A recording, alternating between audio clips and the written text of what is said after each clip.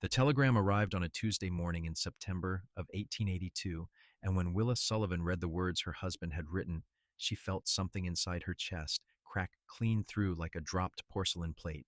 You are too old at 25 to give me what I need. The marriage is finished. Do not attempt to follow me to San Francisco.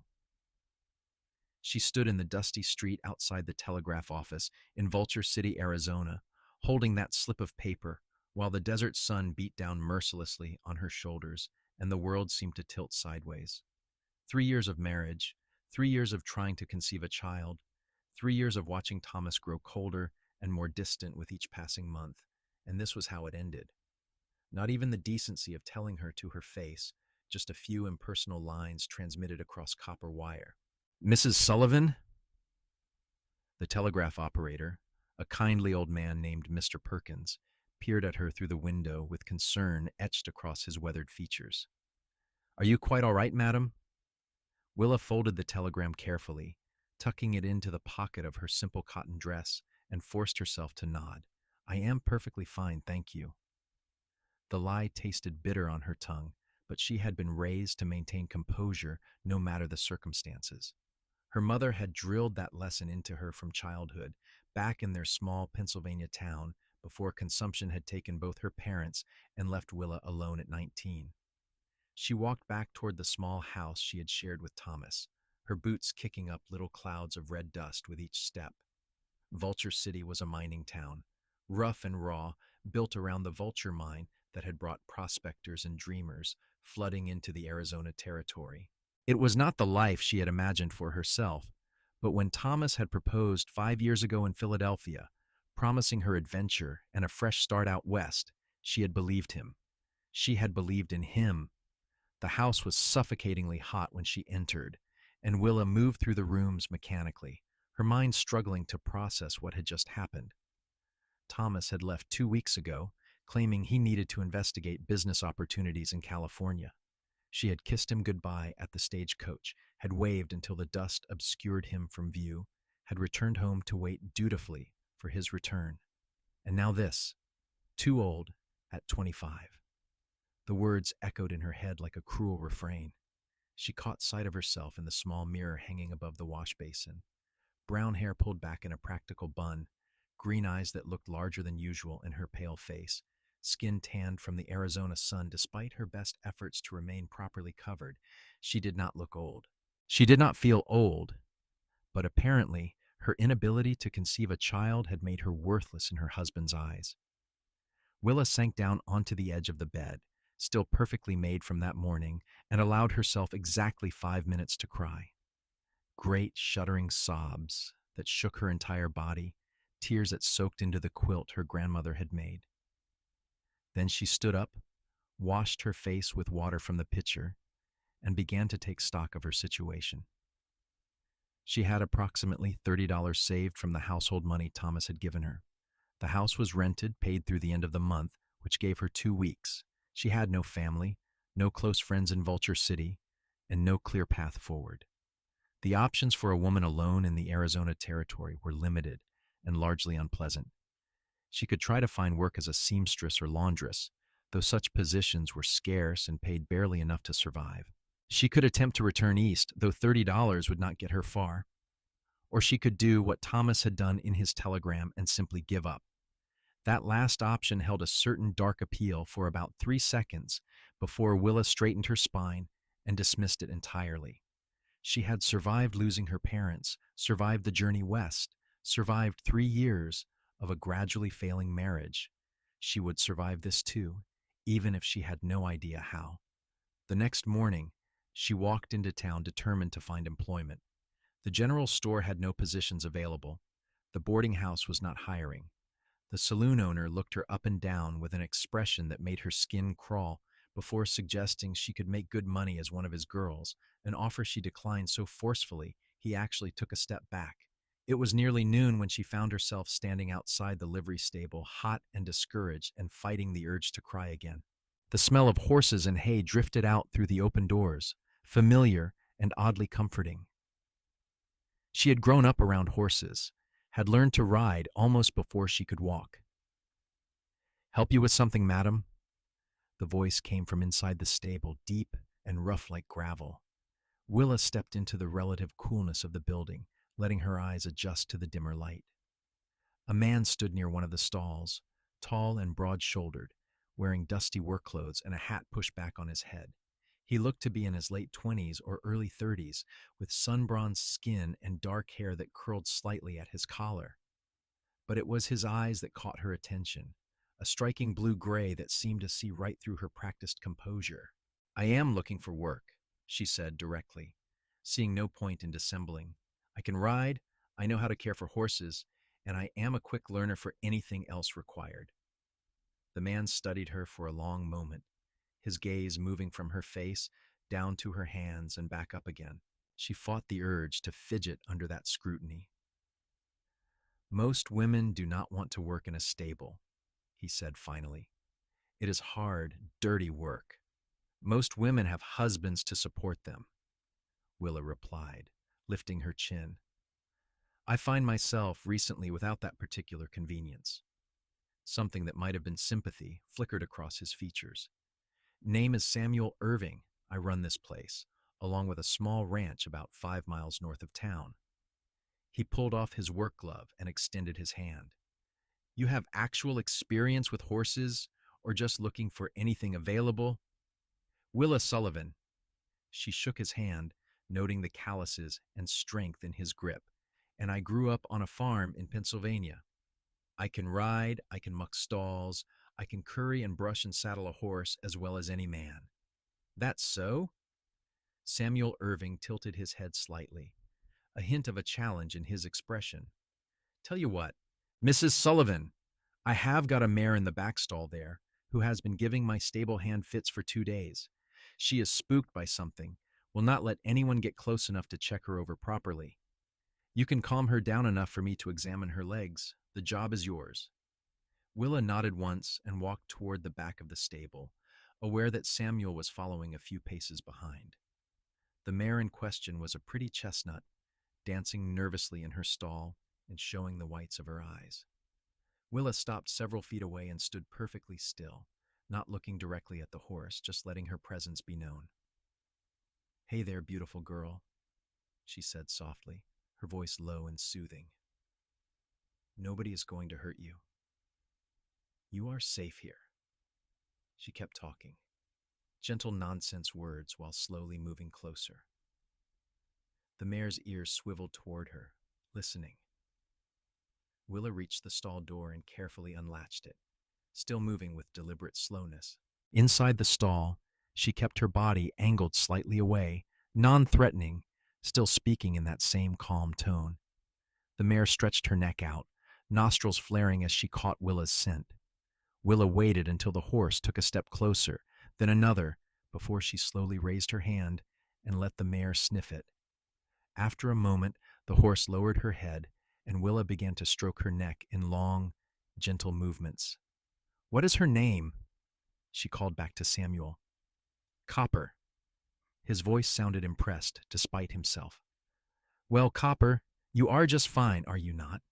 Just needed someone to be patient with you." Willa ran her hands down the mare's shoulder, checking for injuries or tender spots. The horse stood quietly, all the nervous energy draining away. "Mr. Irving, I believe you can come do your examination now." Samuel entered the stall carefully, his movements mimicking Willa's earlier approach. He crouched down to check Copper's legs while Willa kept the mare calm with steady hands and soft words. After a thorough inspection, he straightened up and met Willa's eyes across the horse's back. "She has got some swelling in the right front leg. Probably stepped wrong. Nothing serious. Few days of rest and liniment should sort her out." He paused. "You have got the job, Mrs. Sullivan. $20 a month plus meals. Hours are sunrise to sundown 6 days a week. Sundays off. Too many men coming through this town make me uncomfortable having a woman working here alone, so you will work when I am present. That acceptable to you?" $20 was barely enough to live on, but it was better than nothing. And working with horses again, that was something she could do, something she was good at. "Very acceptable, Mr. Irving. Thank you. Call me Samuel. No point in formality when we will be shoveling horse manure together. The corner of his mouth quirked up slightly. You can start tomorrow morning if that suits you. It suits me perfectly. Willa gave Copper one last pat and stepped out of the stall. As she walked past Samuel toward the stable entrance, he spoke again. Mrs. Sullivan, for what it is worth, any man who would abandon a woman like you is a damn fool. His voice was matter of fact, not flirtatious, just stating what he clearly considered an obvious truth. Willa felt heat rise in her cheeks that had nothing to do with the Arizona sun. Thank you, she managed, and fled before he could see how much those simple words affected her. She returned to the empty house and allowed herself to feel something other than despair for the first time since receiving Thomas's telegram. It was not much, just a small spark of possibility, but it was enough to get her through another night alone. The next morning, Willa arrived at the livery stable just as the sun was painting the eastern sky in shades of orange and pink. Samuel was already there, mucking out stalls with efficient movements. He looked up when she entered and nodded a greeting. Morning. There is a work dress and apron hanging in the tack room that belonged to the previous owner's wife. You are welcome to use them so you do not ruin your own clothes. The work dress was faded blue cotton, worn but clean, and fit reasonably well. Willa changed quickly and joined Samuel in the stables. He set her to work filling water buckets and distributing hay while he finished the stalls, and they fell into an easy rhythm. He was not much for conversation, but the silence was comfortable rather than awkward. Around mid-morning, a cowboy rode in, leading a limping horse. He was young, maybe 22 or 23, with an angry expression and rough manners. Got a lame horse here, need it seen to. Samuel came out of the stall he had been working in and examined the animal. Thrown shoe, and looks like the hoof is bruised. I can take care of it, but he will need a few days' rest before you ride him hard again. I need him today, the cowboy snapped. Got to get out to the Triple Bar Ranch. Then you will be walking or renting another horse because this one needs rest. Samuel's voice remained level but firm. The cowboy's face flushed red. You telling me my business? I have been riding horses since before you were in short pants, stable boy. I am telling you how to keep a good horse from going permanently lame, Samuel replied calmly. But you do what you see fit. The confrontation might have escalated if Willa had not chosen that moment to step forward. Excuse me, sir, but Mr. Irving is quite right. I can see from here that your horse is favoring that leg significantly. If you ride him hard now, you risk not having a horse at all in a week's time. Surely the Triple Bar can wait a few hours while you rent a fresh mount? The cowboy looked at her, seemed to actually see her for the first time, and some of the anger drained from his expression.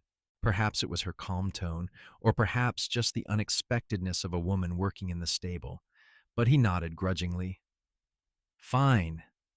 What is the rental rate? Samuel quoted him a price, and the transaction was completed without further incident. After the cowboy rode off on a sturdy bay, Samuel glanced at Willa with something like amusement in his eyes. You have a talent for de-escalating situations. I have a talent for dealing with stubborn males, both human and equine, Willa corrected. 3 years married taught me that much at least. Your husband, he is truly not coming back? Samuel asked, then immediately looked like he regretted the question. Apologies, that is not my concern. No, he is not coming back. He found me deficient. Willa bent to pick up a brush, running her fingers through the bristles to avoid meeting Samuel's gaze. Apparently 25 is too old to be of use to a man who wants children. She heard Samuel make a sound like a snort of disbelief. 25 is too old?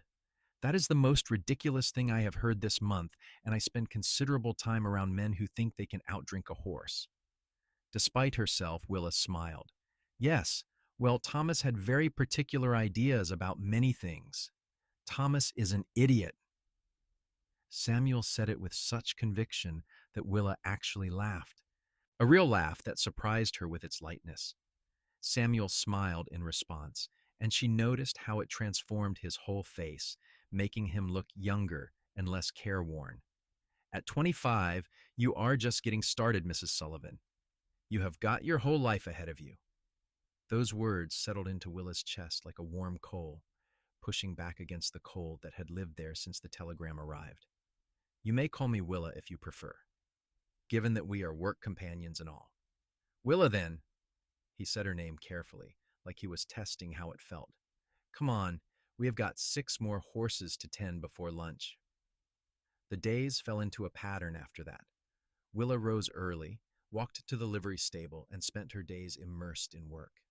Samuel was a good teacher, patient and thorough, showing her the finer points of horse care that she had never learned on her family's small farm. He taught her how to identify the early signs of colic, how to properly trim a hoof, how to mix different liniments and poultices for various ailments. In return, she brought a level of organization to the stable that had clearly been lacking.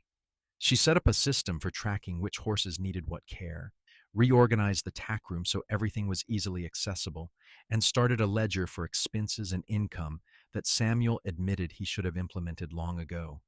They talked while they worked, though Samuel remained a man of few words. She learned that he had come west from Missouri 5 years ago after his parents died of influenza. He had worked as a ranch hand, saved his money, and eventually bought the livery stable along with a small spread of land north of town where he ran about 50 head of cattle with the help of a couple of hired men. Why both? Willa asked one afternoon while they were repairing a broken stall door. Why not focus on just the ranch or just the stable? Samuel hammered in a nail before answering. Ranch is long-term investment. Cattle take time. You are at the mercy of weather and market prices. Stable provides steady income, lets me keep building up the ranch. Someday I will have enough land and enough cattle that I can focus just on that, but for now, I need both. That is smart, Willa said, impressed by his practical planning. Very smart. He shrugged, looking slightly uncomfortable with the praise. Just trying to build something that will last. Willa understood that sentiment more than he knew. Her whole life felt like shifting sand right now, nothing solid to stand on. The idea of building something permanent, something that could not be taken away by someone else's whim, appealed to her deeply. 2 weeks after she started working at the stable, Samuel asked if she would be willing to ride out to the ranch with him. I need to check on the herd, and I could use an extra set of hands. I will pay you the same as a stable day, and we will be back before dark. Willa agreed eagerly, happy for the chance to ride again. Samuel saddled up 2 horses, a steady gray gelding named Smoke for himself and a pretty little paint mare named Daisy for Willa. The ride out to the ranch took about 45 minutes, following a dusty trail that wound through scrubby desert dotted with saguaro cacti and mesquite trees. The ranch house was modest, a single-story adobe structure with a covered porch and a roof that needed some repairs, but the barn was solid and well-maintained, and the horses in the corral looked healthy and well-fed. 2 men were working near the barn, and they looked up in surprise when Samuel rode in with Willa. Boys, this is Willa Sullivan. She has been helping me at the stable. Willa, that is Marcus Webb and Charlie Torres. Marcus was an older man with gray threading through his dark hair, while Charlie was younger, probably mid-20s, with Mexican heritage evident in his features and a friendly smile. Both men tipped their hats politely. Madam, Marcus said, nice to have another set of hands. Samuel works us like dogs out here. I pay you like princes. Samuel shot back with no real heat. How is the herd? Good. Found some strays up near the north boundary yesterday. Brought them back in. That section of fence needs mending again, though. Samuel nodded and dismounted. Let us go take a look. They spent the next several hours riding the boundaries of Samuel's property, checking fences and counting cattle. Willa proved herself useful, spotting breaks in the fence line that the men had missed and helping to herd several stubborn cows back toward the main group. By the time they headed back to the ranch house, the sun was starting its descent toward the horizon. You ride well, Samuel commented as they watered the horses. Better than well, actually. You could work a ranch if you wanted. I do not think there are many ranches hiring women for that kind of work, Willa said dryly. Maybe not. But I am going to need more help out here as I expand, and I trust you. If you were interested in spending some days working the ranch instead of the stable, I would be glad to have you. Willa looked out at the open land, the cattle grazing peacefully, the mountains purple in the distance. It was harsh country, unforgiving, but there was a beauty to it that called to something deep in her soul. I would like that, she said honestly. I would like that very much. Samuel's smile was warm and genuine. Good. We will work out a schedule. They rode back to Vulture City as the stars began to appear overhead, and Samuel insisted on escorting her all the way to her door, despite her protests that it was unnecessary. Town is too rough for a woman to be walking alone after dark, he said firmly. I will see you home safe. Standing on the porch of the little house that would soon no longer be hers, Willa felt a strange reluctance to say goodbye. The day had been the most enjoyable she had experienced in years, maybe ever. Working beside Samuel felt natural and right in a way that her marriage to Thomas never had. Thank you, she said softly, for everything, Samuel. The job, the kindness, treating me like I have value. You do not know how much it means. Samuel looked at her in the dim light from the window, his expression serious. You do have value, Willa. Anyone with eyes can see that. Your husband was a fool to let you go, and that is the plain truth of it. He tipped his hat and turned to leave before she could respond, mounting smoke and riding off into the darkness. Willa stood on the porch for a long time after he disappeared, her heart beating faster than the evening's exertion warranted. She was developing feelings for Samuel Irving, she realized. Real feelings, the kind she had never quite felt for Thomas, even in the early days of their courtship. The realization should have frightened her, should have sent her running in the opposite direction. She was still legally married, after all, even if her husband had abandoned her. But instead of fear, she felt something like hope unfurling in her chest. The following week brought changes. Willa's landlord informed her that Thomas had sent a letter dissolving the rental agreement, effective immediately. With nowhere else to go and not enough money saved for her own place, Willa found herself in a desperate situation. Samuel's solution was characteristically practical. The ranch house has 3 bedrooms. I use one, Marcus and Charlie share another, and the third is just sitting empty. You can stay there. You will be working the ranch more anyway, as we discussed, so it makes sense to be on site. I cannot impose on you like that, Willa protested, though the offer was tempting. What would people say? People will say what they always say, which is mostly nonsense. But if you are worried about propriety, Marcus and Charlie will be there as chaperones. And honestly, Willa, what other choice do you have right now? He was right, and they both knew it. Willa moved her few possessions to the ranch house 2 days later. The empty bedroom was small but clean, with a narrow bed, a dresser, and a window that looked out over the corral. It was the first space that had felt like truly hers in longer than she could remember. Marcus and Charlie were perfect gentlemen, treating her with easy respect. They were delighted to discover she could cook better than any of them, and Willa found herself taking over meal preparation in exchange for her room.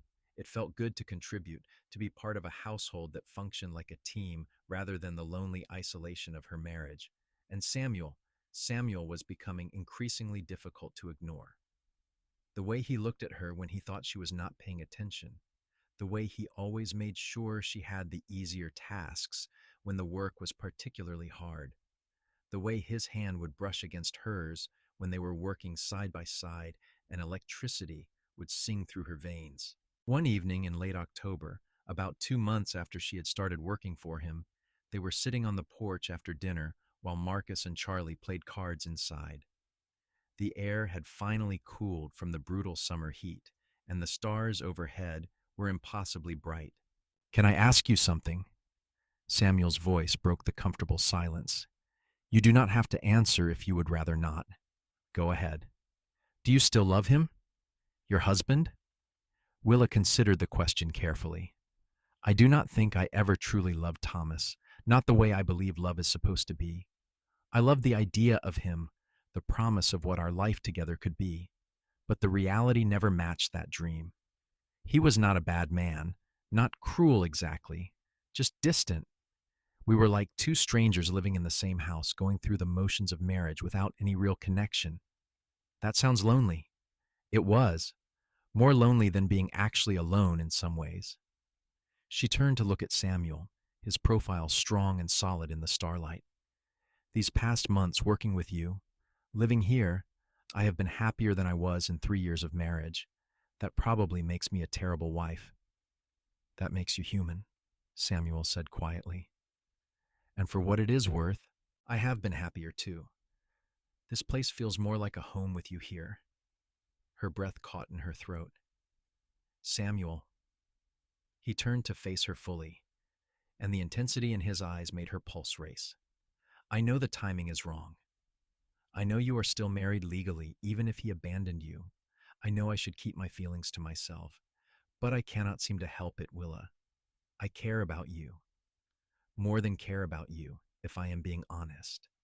I care about you too, she whispered. I have been trying not to, trying to tell myself it is too soon, too complicated, but I cannot seem to help it either. Samuel reached out slowly, giving her plenty of time to pull away, and took her hand in his. His palm was warm and calloused against hers. We will take this slow, proper. I will not rush you into anything, and I will not risk your reputation more than I already have by having you live here. But I need you to know that I am serious about this. About you. When you are ready, when the time is right, I want to build a life with you. Tears pricked at Willa's eyes, but they were good tears, healing tears. You really think I am not too old? That I am just getting started? I know you are just getting started. You are one of the strongest, most capable women I have ever met. Whatever idiot notion your husband put in your head about being too old, you need to forget it right now. You are 25 years old with your whole life stretching out ahead of you, and I would count myself the luckiest man alive to be part of that life. Willa squeezed his hand, hardly able to believe this was real. I want that too. I want to build a life with you, Samuel. But you are right. We need to do this properly. I need to legally end my marriage, need to make sure everything is done correctly. We have time, Samuel assured her. I am not going anywhere, and neither are you. We will figure it all out together. They sat there holding hands under the stars, not kissing, not rushing into anything, just being together. And for Willa, it was enough. It was more than enough. It was everything. The next months were spent working side by side, building something real and solid. Willa wrote to a lawyer in Phoenix about obtaining a divorce from Thomas on grounds of abandonment. Samuel expanded his herd and made improvements to the ranch. They stole moments together when they could, private conversations and lingering looks and the occasional touch of hands that sent warmth flooding through Willa's body. In December, a letter arrived from Thomas. He had met someone else in San Francisco, a wealthy widow who could help fund his business ventures. He was willing to grant Willa a divorce without contest, wanting to be free to pursue this new relationship. The coldness of it stung, but not as much as Willa expected. Mostly, she just felt relief. The divorce was finalized in February of 1883. The judge in Phoenix was efficient and unsympathetic to Thomas's abandonment of his wife, granting Willa the divorce and a small settlement from the sale of Thomas's business interests in Vulture City. It was not much, but it was something. Samuel met her at the stagecoach when she returned from Phoenix, searching her face anxiously. How did it go? I am free, she said simply. Legally, completely free. The smile that broke across his face was brilliant. He swept her up in his arms right there in front of the whole town, spinning her around until she laughed breathlessly. When he set her down, his hands framed her face gently. Marry me, he said. Marry me tomorrow. Marry me next month. Marry me whenever you are ready. Just say you will marry me. Yes, Willa said, her heart so full she thought it might burst. Yes, I will marry you, Samuel Irving. They were married in April, a small ceremony in the Vulture City Church with Marcus and Charlie as witnesses. Willa wore a simple cream-colored dress that she had sewn herself, and Samuel wore his best suit, looking handsome and nervous and absolutely perfect. When the preacher pronounced them husband and wife and Samuel kissed her for the first time, Willa felt like she was finally, truly home. The wedding night was nothing like her wedding night with Thomas had been. That had been awkward and uncomfortable, a duty to be endured. This was different. Samuel was patient and gentle, taking his time, making sure she felt safe and cherished. When they came together, it was with mutual desire and genuine love, and Willa understood for the first time what marriage was supposed to be. They settled into married life with the same easy partnership they had developed as work companions. Willa continued to help with both the stable and the ranch, her natural skill with horses making her invaluable. Samuel consulted her on business decisions, valuing her opinion and her sharp mind for numbers. They were true partners in every sense of the word. Marcus and Charlie moved to the bunkhouse to give the newlyweds privacy in the main house, though they still took their meals together. The ranch prospered, and by summer, they were able to hire 2 more hands and purchase additional land from a neighboring rancher who was relocating to California. One evening in August, about 4 months after their wedding, Willa realized her monthly courses were late. Then a week late. Then 2 weeks late, accompanied by a queasiness in the mornings that she tried to hide from Samuel. She did not want to say anything, did not want to get his hopes up, did not want to face the disappointment if she was wrong. But Samuel noticed everything about her, and one morning when she barely made it outside before losing her breakfast, he was right behind her with a damp cloth and worried eyes. "Willa, are you ill? Should I ride for the doctor?" "No," she managed, wiping her mouth. "No, I do not think I am ill. I think I might be pregnant." Samuel went very still. "Pregnant? Are you certain?" "Not completely certain, but I am nearly 3 weeks late, and I have been feeling sick in the mornings." I did not want to say anything until I was sure. "Willa." Samuel pulled her into his arms, holding her close. She could feel his heart pounding against her cheek. "This is wonderful. This is the most wonderful news. But what if I cannot carry it to term? What if something goes wrong? Thomas always said it was my fault we could not conceive, that something was wrong with me." Samuel pulled back enough to look at her face, his expression fierce. "There is nothing wrong with you. Nothing. And whatever happens, we will face it together. But Willa, I truly believe everything is going to be fine." The doctor confirmed the pregnancy a week later, estimating that Willa was about 10 weeks along and would deliver sometime in late February or early March. Samuel was beside himself with joy, already planning improvements to the house and discussing with Marcus and Charlie how to adjust the work schedule so Willa would not overdo it. "I am pregnant, not infirm," Willa protested, laughing at his protectiveness. "I can still work." "You can still work reasonable amounts," Samuel corrected. "No more lifting heavy saddles or breaking horses or anything that could put you or the baby at risk." Willa agreed to some modifications, secretly pleased by his concern. As the weeks passed and her belly began to swell with undeniable evidence of the child growing inside her, she felt a joy she had never known before. This baby, conceived in love with a man who truly cherished her, already felt like a miracle. The pregnancy was not easy. She dealt with persistent morning sickness well into her 4th month. Her back ached constantly, and her ankles swelled in the heat.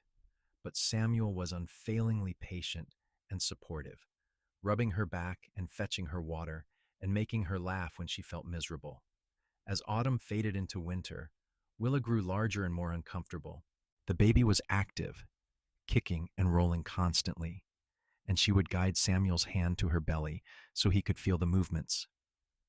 The wonder on his face every time never failed to move her. "That is our child," he would say with awe. "Our son or daughter right there." They spent the winter months preparing. Samuel built a cradle from smooth pine wood, sanding it until it was perfectly smooth. Willa sewed tiny gowns and blankets, her hands creating each stitch with love. Marcus carved a set of wooden animals as toys, and Charlie's wife, who Willa had become friends with, knitted the softest wool booties. In early March of 1884, Willa woke in the middle of the night with cramping pains in her lower back. She lay still for a few minutes, trying to decide if this was false labor or the real thing. When a stronger contraction gripped her belly, she knew. Samuel, she said, shaking his shoulder gently. Samuel, wake up. It is time. He came awake instantly, eyes wide. Time? The baby is coming right now? Right now, Willa confirmed, managing a smile despite the discomfort. You should probably fetch the midwife. Samuel practically flew out of bed, pulling on clothes with fumbling hands. Do not move. Stay right there. I will be back as fast as I can. I am not going anywhere, Willa assured him, though another contraction made her grip the bedpost tightly. Samuel rode into town at a gallop, returning with Mrs. Henderson, the midwife, in record time. The older woman took one look at Willa and nodded approvingly. Good, strong contractions already. This baby wants to meet the world. The labor lasted 14 hours. 14 long, painful, exhausting hours while Samuel paced outside the bedroom door and Mrs. Henderson coached Willa through each contraction. Willa had never experienced pain like this, waves of it that seemed endless, but she focused on what waited at the end. A baby. Her baby. Their baby. Finally, as dawn was breaking on March 8th, with one final tremendous effort, Willa felt the baby slide free. The sharp cry that filled the room was the most beautiful sound she had ever heard. It is a boy, Mrs. Henderson announced, wrapping the baby in a clean blanket and placing him in Willa's arms. A perfect, healthy baby boy. Willa looked down at her son, his tiny face scrunched up and red from crying, his small fists waving in the air, and felt love so overwhelming it brought tears to her eyes. Hello, little one, she whispered. We have been waiting for you. The door opened, and Samuel rushed in, his face haggard from worry, but transforming into pure joy when he saw Willa and the baby. Is he truly all right? Are you all right? We are both perfect, Willa assured him, beckoning him closer. Come meet your son. Samuel approached the bed like he was walking on sacred ground, his eyes fixed on the tiny bundle in Willa's arms. When he looked down at their baby for the first time, Willa saw tears streaming down her husband's face. He's so small, Samuel breathed. So perfect. Willa, we made this. We made this little person. We did. She shifted the baby slightly so Samuel could see him better. What should we name him? They had discussed names for months, but never quite settled on one. Now looking at their son's face, Samuel said, How about James? James William Irving. James William, Willa repeated, testing the name. I love it. James William Irving, welcome to the world. Mrs. Henderson showed Samuel how to hold the baby properly, and the sight of her large, strong husband cradling their tiny son with such infinite gentleness made Willa's heart swell even more. Samuel looked at her over James's head, his eyes shining. Thank you, he said hoarsely. Thank you for this gift, for this life, for everything. Thank you for showing me what love really is, Willa replied. Thank you for believing in me when I had stopped believing in myself. The next weeks were a blur of sleepless nights and constant feedings, and learning how to care for this tiny human who depended on them completely. James was a good baby, strong and healthy, though he had his father's powerful lungs when he wanted something. Willa took to motherhood with the same determination she brought to everything else, and Samuel was a devoted father, willing to walk the floor with James at 3 a.m. or change dirty diapers without complaint. Marcus and Charlie were honorary uncles, taking turns entertaining James when he was fussy and making ridiculous faces to earn his first smiles. The ranch ran smoothly despite the new addition, everyone working together to pick up any slack. As spring turned to summer, Willa regained her strength and began helping with lighter ranch work again, often with James strapped to her chest in a sling. He seemed to love being outside, his eyes tracking the horses and cattle with fascination. One evening in July, sitting on the porch with James nursing and Samuel beside her, Willa reflected on how much her life had changed in less than 2 years. From the devastating telegram that had shattered her marriage to Thomas, to this perfect moment of contentment with the family she had built. "What are you thinking about?" Samuel asked, noticing her faraway expression. "I was thinking about the day I got Thomas's telegram, how I thought my life was over, how I believed him when he said I was too old, used up, worthless." She looked down at James, his small hand resting on her breast as he nursed. "And now look at me. I have a husband who loves me, a beautiful son, a home, and a purpose. Everything I thought I could never have." Samuel's arm came around her shoulders, pulling her close. "You were never too old or worthless. You just had not found the right life yet. And I am grateful every single day that your path led you to Vulture City, to my stable, to me." "So am I," Willa said softly. "So am I." The years that followed brought their share of challenges. A harsh drought in 1885 that decimated much of their herd, forcing them to rebuild slowly and carefully. A bad fall from a horse that broke Samuel's arm and left him frustrated with his temporary helplessness. The normal struggles of marriage and parenthood and running a business, but through it all, their love remained strong and steady. They learned to communicate, to fight fair, to forgive, and move forward. They supported each other's dreams and shared each other's burdens. When Willa suggested they start breeding and training horses specifically for ranch work, Samuel not only agreed, but threw himself into the project with enthusiasm. When Samuel wanted to try running for the local town council, Willa helped him with his campaign and stood proudly beside him when he won. James grew into a sturdy, bright-eyed toddler with his father's dark hair and his mother's green eyes.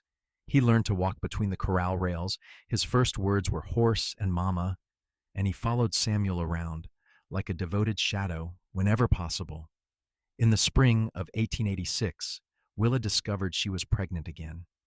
This time there was no fear or uncertainty, just excitement. The pregnancy was easier than the first, and in December, she delivered a healthy baby girl they named Sarah Rose Irving. Sarah had Willa's brown hair and Samuel's blue-gray eyes, and she was just as strong-willed as her parents. The ranch continued to prosper. By 1888, they had expanded to over 300 acres and were running 200 head of cattle, plus a successful horse breeding operation. Samuel hired more hands, built a larger barn, and improved the house with Willa's input. They added 2 more bedrooms in anticipation of their growing family, and Willa created a real home filled with warmth and laughter.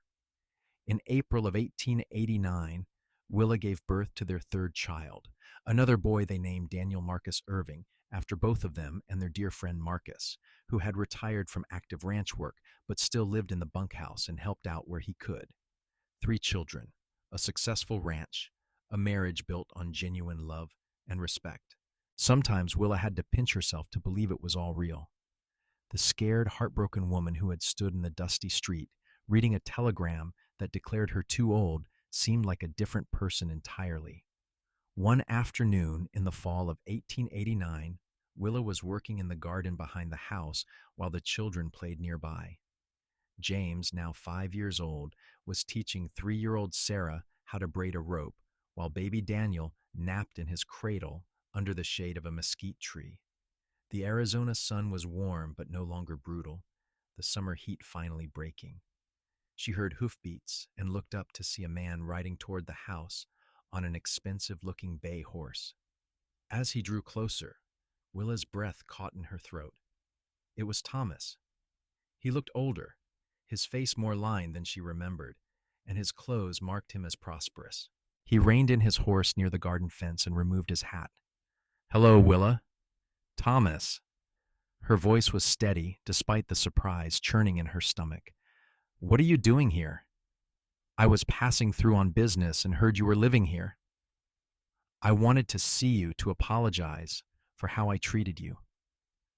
His eyes moved over the scene before him, taking in the children, the well-maintained ranch, the clear evidence of a life well lived. It appears you have done well for yourself. I have. Willa straightened, wiping dirt from her hands. These are my children, James, Sarah, and Daniel. My husband Samuel and I run this ranch together. 3 children, Thomas said, and something that might have been regret flickered across his face. So it was not you who was unable to conceive. It was me. Willa had suspected as much, though she had never allowed herself to say it aloud during their marriage. Perhaps it was just that we were not right for each other. I was cruel to you, Thomas admitted. I blamed you for my own shortcomings, and I abandoned you without support or consideration. I have regretted it ever since. And your wealthy widow? Willa asked, keeping her tone neutral. We married, but she died 2 years ago. No children. He looked at her directly. I came here to ask if you ever think about what might have been, if we had tried harder, been more patient with each other. Willa considered the question seriously, then shook her head. No, Thomas, I do not think about that, because what might have been could never compare to what is.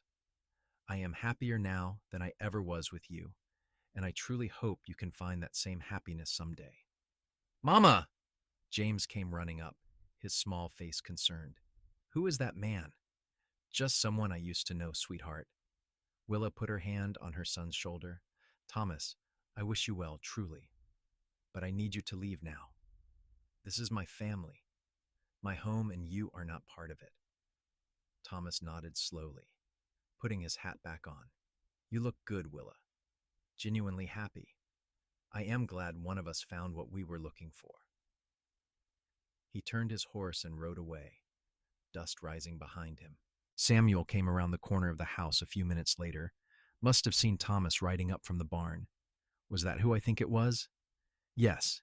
He wanted to apologize. Willa leaned into her husband's embrace, feeling safe and grounded. And I think he wanted to see if I had any regrets. Do you? Samuel asked, though his tone suggested he already knew the answer. Not a single one. He did me the greatest favor of my life when he left, even if he did not intend it that way. She stood on her toes to kiss Samuel's cheek. He led me to you, to this life, to our children. I would not change anything. Samuel's arms tightened around her. You know I love you more than anything in this world, right? I know, and I love you just as much. She pulled back to look at him, this good man who had seen her value when she could not see it herself. You told me once that I was just getting started at 25. You were right. That was when my real life began. Our real life, Samuel corrected, pulling her close again. Everything we have built, we built together. That night, after the children were asleep and the ranch was quiet, Samuel and Willa sat on the porch as they had so many times before. The stars overhead were brilliant, the air cool and perfect, and Willa felt a profound sense of contentment. I have been thinking, Samuel said, breaking the comfortable silence, about expanding the house again, adding that proper sitting room you have always wanted, maybe a bigger kitchen. That would be lovely, Willa agreed, though we should probably save some money first. 3 children are expensive. About that, Samuel turned to face her, a smile playing at his lips. How would you feel about 4? Willa laughed. Are you asking if I want another baby, Samuel Irving? I am asking if you would be amenable to the idea. No pressure, we have got our hands full as it is, but I love being a father, and I love our family. If you wanted to try for one more, I would be happy about it. Willa considered. She was 32 years old now, still young despite what Thomas had once told her. She had recovered well from each pregnancy, and their life was stable and secure. Another child would be a blessing, not a burden. One more, she decided. Let us try for one more, though if it happens to be twins, you are on diaper duty. Samuel laughed and kissed her soundly. Deal. Their 4th child, a daughter they named Elizabeth Grace Irving, was born in the summer of 1891. The birth was easy, almost suspiciously so compared to the others, and Elizabeth was a calm, sweet-natured baby who rarely cried. Sarah was delighted to have a sister, and James and Daniel took their roles as big brothers very seriously. Life settled into a beautiful rhythm. The ranch continued to thrive, becoming one of the most successful operations in the territory. Samuel's horse breeding program gained a reputation for quality, with buyers coming from as far as California and Texas to purchase their stock. Willa proved to have a natural eye for bloodlines and conformation, and her input became invaluable to the business. As the years passed, the children grew. James showed an aptitude for ranching and worked alongside his father whenever school allowed. Sarah developed a gift for training horses, able to gentle even the most spirited animals with patience and intuition. Daniel loved the cattle and could track strays better than men twice his age. And Elizabeth, the baby, surprised everyone by showing an interest in the business side of things, helping Willa with the ledgers and accounts. By 1895, Vulture City had grown from a rough mining town into a proper community with a good school, several churches, and even a small library. Samuel had served 3 terms on the town council and was well respected. Willa had helped establish a women's club that worked on various civic improvements and charitable endeavors. On their 10th wedding anniversary, in April of 1893, Samuel surprised Willa with a trip to Phoenix for a proper celebration. They left the children in Marcus and Charlie's capable care and spent 3 glorious days in the city, staying in a real hotel with running water and electricity, eating in restaurants, and simply enjoying being together without the constant demands of ranch life. On their last evening, they were walking through the city park as the sun set, and Samuel stopped to look at her in the golden light. "What?" Willa asked, suddenly self-conscious. "I am just thinking about how lucky I am. 10 years married to the most extraordinary woman I have ever known. 4 amazing children, a life better than anything I imagined possible." He took both her hands in his. "You made all of that possible, Willa. You and your strength and your courage and your love. We made it possible together," Willa corrected, though his words warmed her from the inside out. "I was broken when you found me, Samuel. You helped me put myself back together. You were never broken, just temporarily knocked down. You got right back up and built something amazing." He pulled her close, holding her in the fading light. "I love you, Willa Irving. I will love you until my last breath and beyond." "I love you too," she whispered against his chest. "Thank you for seeing me when I could not see myself. Thank you for believing in me." They stood there in the Phoenix Park, 2 people who had found each other against all odds and built a life of substance and meaning. The Wild West was slowly being tamed, the rough edges smoothing out, but the land still held its challenges and its beauty. And they would face whatever came next, the same way they had faced everything else, together. The years continued to roll by, bringing changes both large and small. The children grew into young adults. James married a rancher's daughter from a neighboring spread in 1900 and took over more of the day-to-day ranch operations. Sarah married a horse trainer from California in 1902, and they established their own breeding program in partnership with the family business. Daniel decided to attend agricultural college in Tucson, determined to bring new scientific techniques to ranching. And Elizabeth showed every sign of becoming the family's first female lawyer, her sharp mind and love of argument perfectly suited to the profession. Samuel and Willa eased into a different phase of life, still active but allowing their children to take on more responsibility. They spent more time together, taking rides through the land they had built their life on, sitting on the porch in the evenings, traveling occasionally to visit friends and family. In 1905, they celebrated their 22nd anniversary with a big party at the ranch. All 4 children were there with their own families, Marcus and Charlie still spry despite their advanced years, friends from throughout the territory. Looking around at the gathering, at the life they had created, Willa felt overwhelming gratitude. Samuel found her standing by the corral, watching the sunset paint the desert in shades of orange and purple. "Sneaking away from your own party?" he teased, sliding an arm around her waist. Just taking a moment to appreciate it all, Willa replied, leaning into his embrace. Do you remember the day we met? When I walked into your stable looking for work, desperate and scared and trying so hard to be brave? I remember thinking you were the prettiest thing I had ever seen, even covered in trail dust and heartbreak. Samuel kissed the top of her head. And I remember thinking your husband must be the biggest fool in the world to let you go. I was terrified, Willa admitted. I thought my life was over at 25. I believed Thomas when he said I was too old, too broken, too worthless to deserve happiness. And look at you now, Samuel said softly. Look at everything you have accomplished, everything you have built. You proved him wrong in every possible way. We proved him wrong, Willa corrected. I could not have done any of this without you. Samuel, you gave me a chance when no one else would. You saw value in me when I could not see it in myself. You loved me when I felt unlovable. Loving you was the easiest thing I have ever done, Samuel replied. From that first day, you captivated me. Your strength, your resilience, your determination to keep going even when everything seemed hopeless. I knew I wanted you in my life, whatever form that took. Willa turned in his arms to face him fully. They were both older now, silver threading through their hair, lines marking their faces. But Samuel's eyes still held that same warmth and devotion they had held 23 years ago, when he had first told her she was just getting started. Do you know what the best part is? Willa asked. What? We are still not finished. We still have so much ahead of us. Grandchildren to spoil, dreams to chase, adventures to have.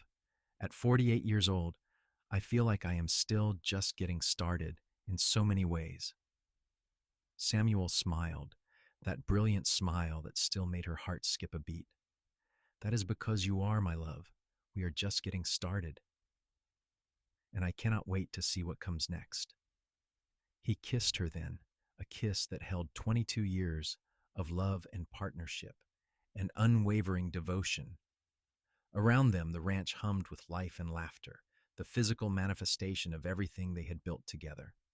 The sun set over the Arizona desert, painting the sky in impossible colors, and Willa felt a deep, bone-deep satisfaction with the life she had created. She had been told she was too old at 25, that her best years were behind her, that she had nothing left to offer. But Samuel Irving had looked at her broken and desperate in a stable doorway and seen not an ending, but a beginning. He had told her she was just getting started, and he had been absolutely right. As the stars began to appear overhead and music drifted out from the party, Samuel took her hand and led her back toward the house, toward their family, toward the life they had built from dust and determination and love. And Willa went willingly, gratefully, her heart full of joy for everything that had been and everything that was yet to come. Because at 48, with a husband who adored her, children who made her proud, and a legacy that would outlast them both, she was not done yet. Not by a long shot. She was still just getting started.